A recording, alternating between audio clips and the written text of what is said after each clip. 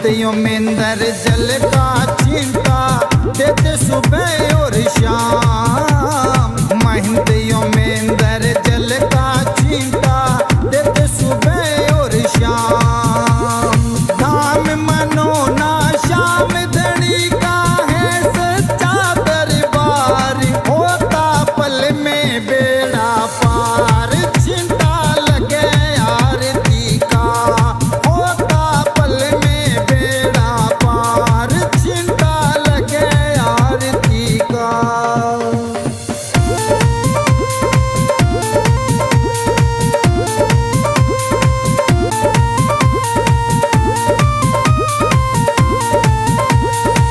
किस्मत वाले भक्तों पे इस जल का छींटा लागे। किस्मत वाले भक्तों पे इस जल का छींटा लागे।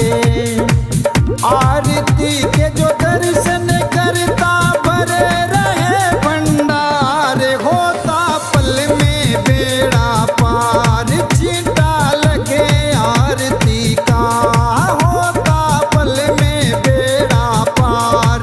चिंता लगे आरती का।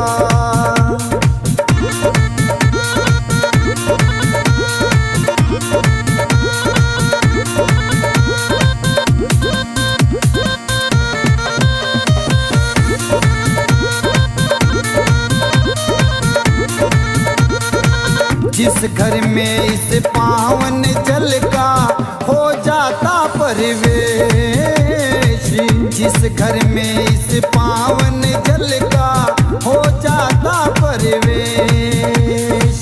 धन दौलत की कमी रहे ना सुखी रहे परिवार, होता पल में बेड़ा पार। चिंता लगे आरती का, ओ लगे आरती का। यो चिंता लगे आरती का, होता पल में बेड़ा पार। चिंता लगे आरती का।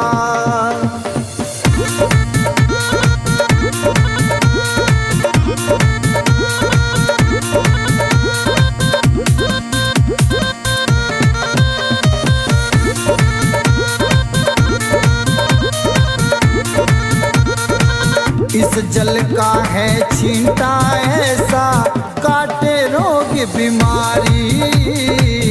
इस जल का है छींटा ऐसा काटे